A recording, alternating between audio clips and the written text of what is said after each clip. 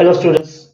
So, in our today's class, we would go through some practice problems related to the theory that we studied in our first lecture on set theory. So, and that would help us to get hands-on on the theory that we learned in the previous session. So, before we go in and start the practice problems, let's do a quick recap of what we learned in our previous session, and then we'll get into the practice problems. So let's start with summary of our previous class, right? So we understood that set is nothing but a collection of related or unrelated objects or elements, right? So we know if there could be a number of objects or elements, which have some commonality among themselves, and they could be taken together to denote a set. Or there could also be unrelated objects which may be considered together in a set, and normally whenever it's a finite set of related objects, we prefer something called as, so first thing is, set is nothing but, we can say, a collection, right? And the deviation to this would be a phi set or a null set, right? So we studied that there could also be a phi set or a null set which actually does not have any element at all, right? So that will be one deviation. And we understood that set is an undefined quantity in mathematics, right? And then we understood that there could be an element x if it is part of a particular set, then we say x belongs to A, and if it is not, then we indicate that as x does not belong to A, right? We also understood something called as your cardinality, or we can say order of a set, and that is nothing but the total number of elements or objects that are there in a set. That is called as the set's cardinality or the set's order, right? So in our today's session, we would go through some practice problems to better understand this concept, right? So let's begin our journey with some simple practice problems. And I have created a curated practice sheet that will help us grasp these concepts very, neatly and clearly, right? Okay. So the first question is true or false. So we need to indicate true or false. And my first question is 3 belongs to Q set, or -3 belongs to Q set, right? So is it true or false? Let's find it out, right? So let us go back and recollect what was the definition of Q set. So we had defined Q set as x by y such that your x and y, they both belong to your integer set, and and y is not 0. So we know that any integer by any integer, right? Any integer by any integer such that the denominator is not 0, that will be a valid rational number, and any valid rational number is nothing but called as a Q set. So Q set is nothing but set of all the rational numbers, right? So if I say -3, let us see if it meets this, method or not. And what is this method called? We are expressing this is not in nothing but your set builder method. In set builder method, this is how we had denoted Q set in our previous class. So let us see if this qualifies for that or not, right? So first thing, it should be in x by y format. So my given number is -3. So can I say -3 is nothing but -3 by 1, right? And if I can say -3 by 1, then this part is satisfied, right? Now let us move on to the next part, right? X and Y, both of them should be an element of Z set. So this is where we are practicing that other concept, that both of them are, an element of Z set. That means X is an element of Z set, Y is an element of Z set. So numerator X, that is minus 3. So here your minus 3 is an element of Z set. This is true. Plus 1 is an element of Z set. This is also true. So this part X and Y belongs to Z set. This is also true. And the last part is denominator or the y should not be 0. So what is my denominator here? Plus 1. So plus 1 obviously is not 0. So this part is true, this part is true, this part is true. So which obviously means the entire statement is true, which means the answer will be true. So minus 3 belongs to Q set. Don't think that there is no denominator here and it is not. So in a hurry, don't answer like that, because if you have no denominator, the obvious denominator, that it could be 1, right? So if you want, you can type it down quickly and we'll move on to the next one. Okay, so I hope you have typed down the question, and let's move to the next one. And that's the reason why I have written down all these steps. So don't think that it's a silly, any step is silly and simple. If you do that, I can bet you would do mistake in the very same step in your exam, right? The next question is root 2, root over 2, or your radical 2 is an element of Q set. Now again, whether it is true or false, right? So let us take the same approach. First thing, what is Q set? Q set is nothing but set of rational numbers. Very good. And what is the definition of rational numbers?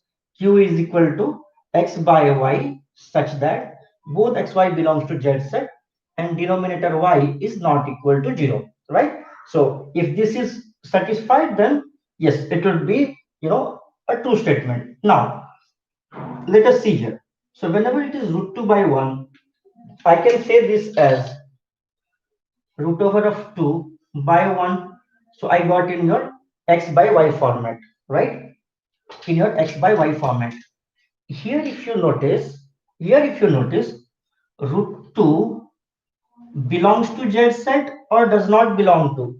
Obviously, it does not belong to, because whenever you would try to find out the value of root 2, even if you find it in a very sophisticated calculator, it would be 1 point blah blah blah blah blah, and it would be a never-ending number. So obviously, that is why it is not a rational number. So root 2, and sorry, root 2 is not an integer also, right?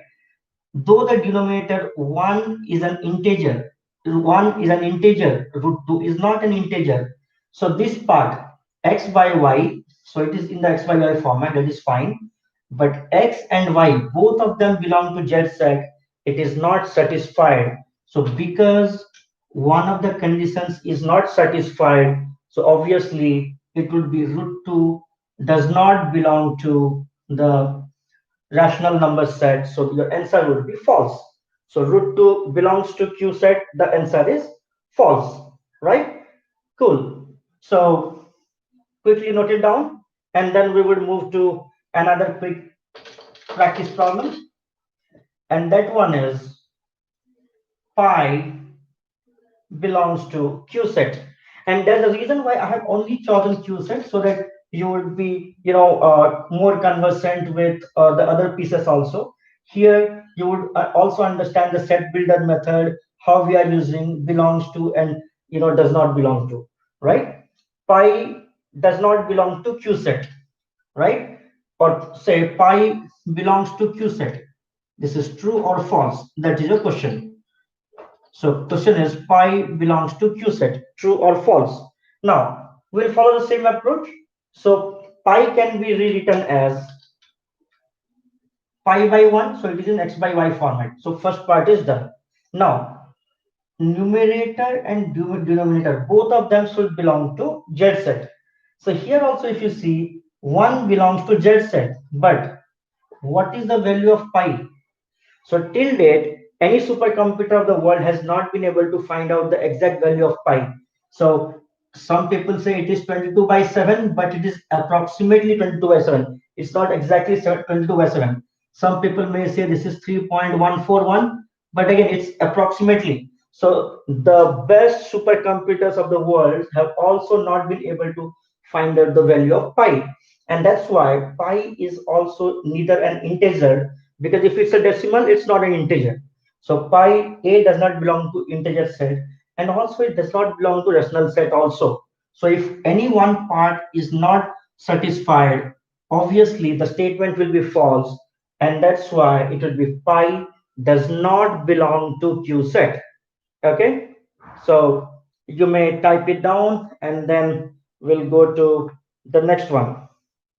Okay, so the next one is let me change the problem slightly. So I'm saying question number 4, 0 belongs to n set.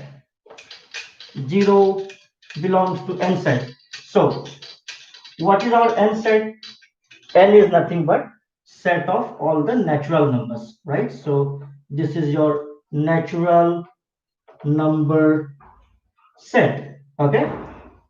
Okay. Now let us write down the set builder method expression for natural number set. So we know n is nothing but x such x is a number used for counting, right? And from childhood, what we have seen as the numbers that are used for counting, your x is obviously greater than or equal to 1, and it goes in like that, right? So your natural number set is nothing but 1, 2, 3, 4, 5, blah blah blah. So this is your natural number set. So if this is your natural number set, will 0 belong to it or will it not belong to it? The answer is it will not belong to. So your answer here again will be false. 0 belongs to n set, answer is false. So sometimes students think that 0 is part of natural number set. No, 0 is neither part of your natural number set. So or if you want to say 0, does it belong to the Z plus set? Answer is no, because Z plus set also starts with 1. 0 belongs to Z minus set. No, 0 does not belong to Z minus set also. Okay, because just Z minus set ends at -1, right? So 0 is a special number, right? But 0 belongs to your Q set. 0 belongs to your Q set. Why? Again, let us follow the same one. To understand how 0 belongs to Q set, 0 can be written as 0 by 1, right? 0 by 1, and that is why your both the numbers. So 0 is part of your Z set, 1 is part of your Z set, your denominator is non-zero. So obviously 0 belongs to Q set, but 0 neither belongs to natural number set, nor belongs to your Z plus set, nor belongs to your Z minus set, right? So you may quickly type it down and then we will go to our next problem. Okay? Yeah, I hope you have typed it down. So my next question is set builder method. Next question is set builder method. Set builder method is the right choice for for defining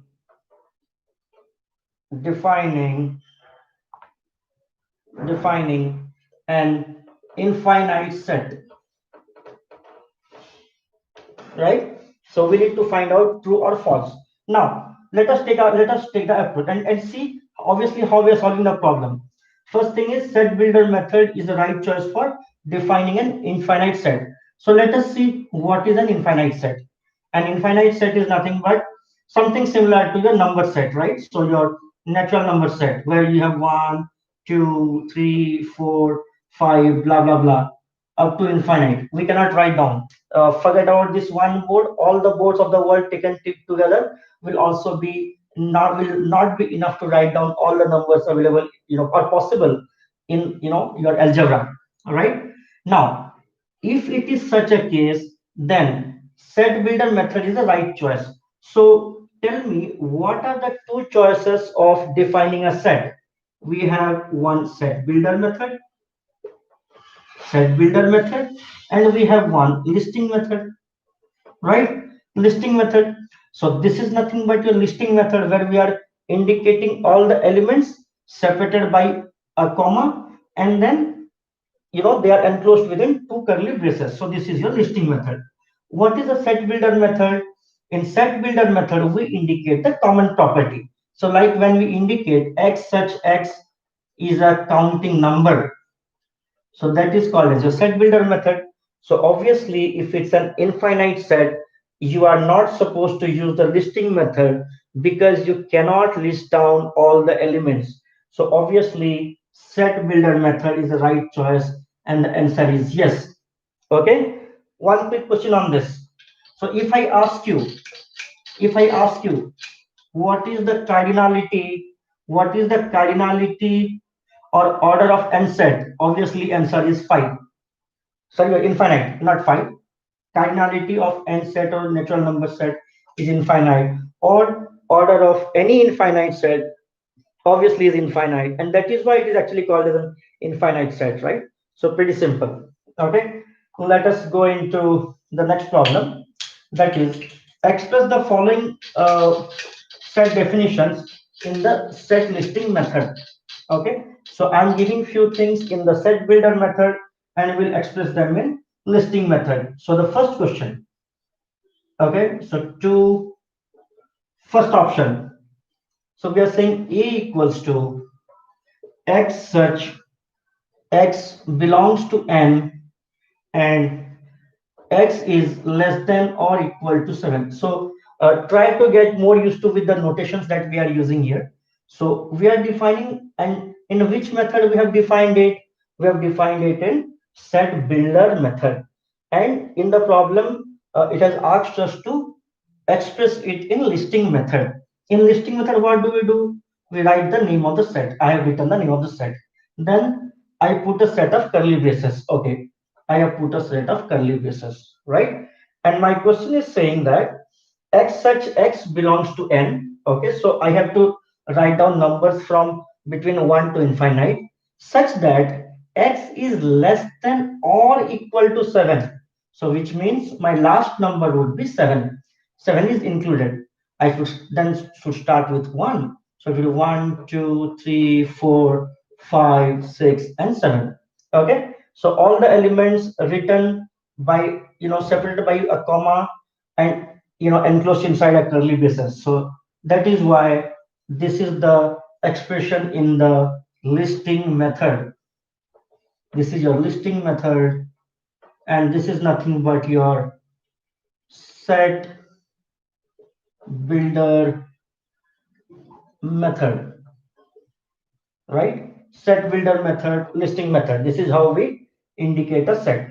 Okay, both the things are side by side for you to appreciate the difference, and the different styles of expression, right? So you may note it down, and then I'll start the next number.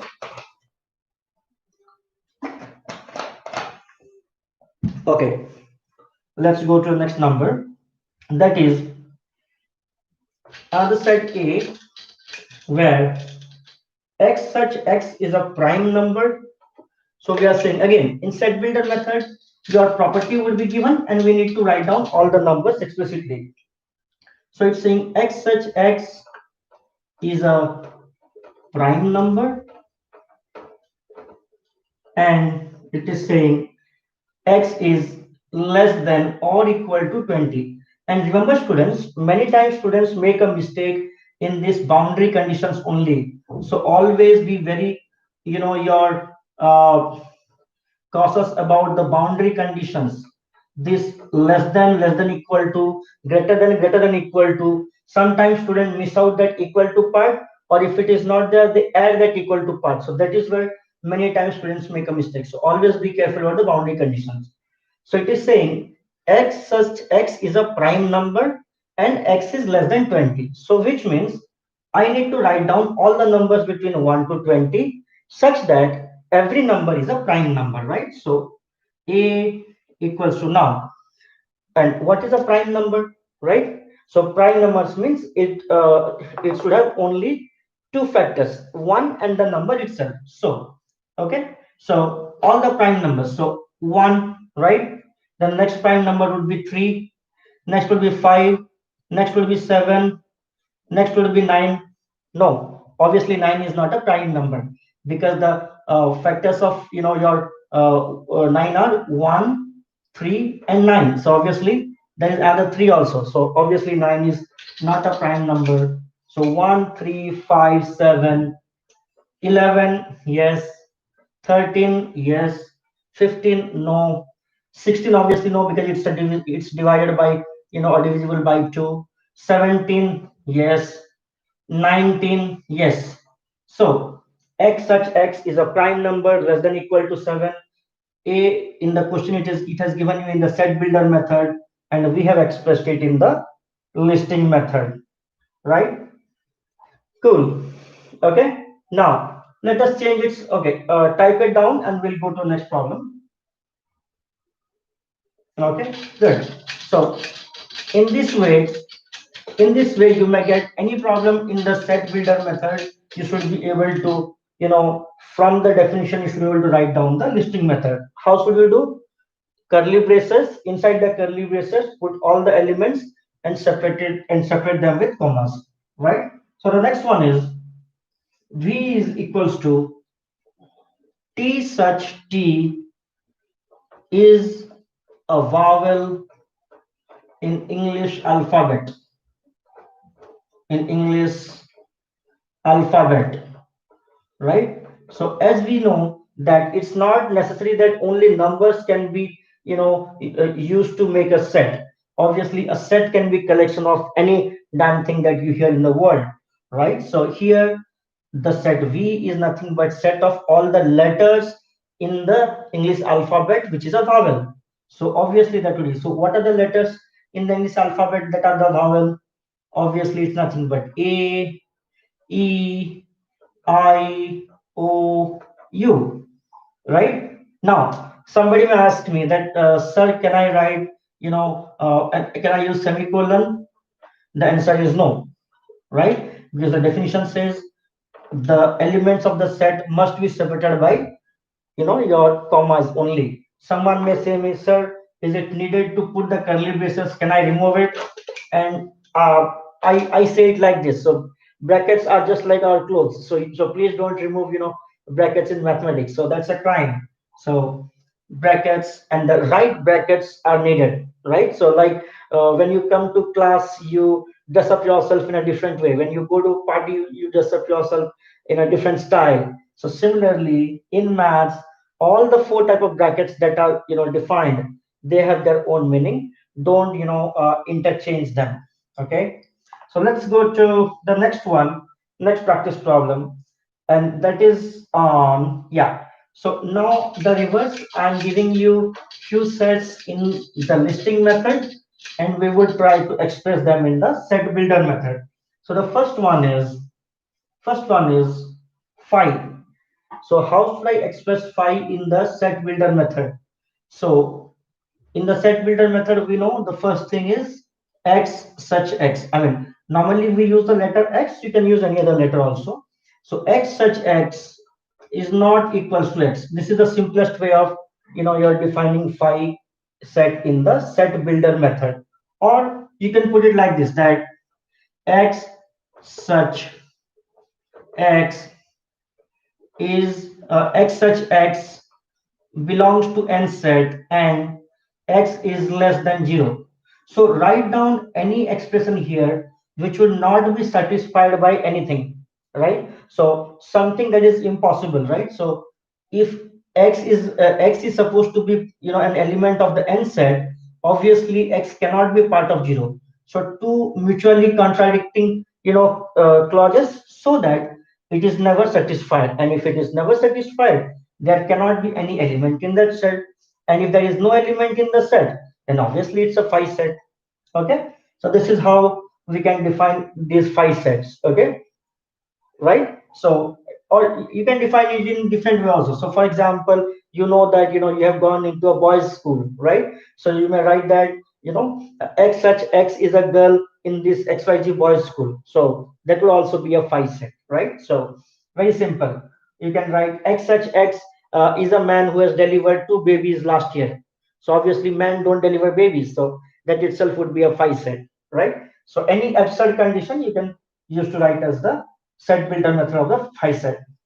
Okay, so rather than this, if I just give this and ask you to define it in set builder method, same thing. This is nothing but your phi set again, because this is how we denote the phi set, only curly braces and no elements. So the set builder definition would be the same. Okay, now let's go to the next problem. And here we will understand one more small concept, that is your interval concept. Suppose one set S is defined as closed interval minus 14 to plus 8 open interval. Let us understand what does this mean. So this is called as your closed interval. This is called as your open interval. Okay. Normally, whenever we say a closed interval, it means it is included in the set. And open interval means this limit is not included. So, so in the number line, suppose this is your 0, I have to go from minus 14, I need to go till 0, I need to cross 0, I need to keep going up to plus 8. And we use intervals to indicate, or if there are, if for all the elements that are continuously included in a set, right? So from 14 till 8, that would be your infinite number of elements, or sorry, infinite number of numbers. Minus 14 could be a number, minus 14.1 could be a number, minus 14.000000001 could be a number, and that could be many more, right? So this indicates that all the numbers between minus 14 and 8, right, or all the real numbers between minus 14 and 8. So the way we will express it in set builder method is x such x belongs to your real number set, and x is, if you see, x is greater than equal to 14, x is greater than or equal to 14, and x is less than, see, not less than equal to, because this is 8 is not included. Okay, x is less than 8. This is one way of writing. Let me show you another way of writing, you know, it in the set builder method. So this is one way. X such x, x belongs to R, x is greater than equal to 14, x is less than 18. Or it could be written as x such x belongs to R, okay, will take the element in the center, okay. On this minus 14 side, it's a closed bracket, which means the interval is included. So we'll say less than or equal to minus 14. So if you see x, so 14 is less than equal to minus 14 is less than or equal to x, which is nothing but x is equal to your sorry, x is greater than or equal to minus 14. They are one and the same, right? So we say minus 14 less than equal to x less than 8, because on the other side it's an open interval and that is not included. Okay, so this is another way of indicating in your set builder method. You may note it down, and then we'll go to the next practice problem. Okay, so if it is done, let us go to next practice problem, that is on cardinality. Okay, so the last part of our today's session, that is, say I have defined a set B equals to glue 3.6, 1 by root 2, and velocity. And the reason I have chosen and what is asked in a problem is the cardinality of the B set or the order of B set, which is you can denote it like this or like this, it's perfectly fine. And we need to find out the cardinality.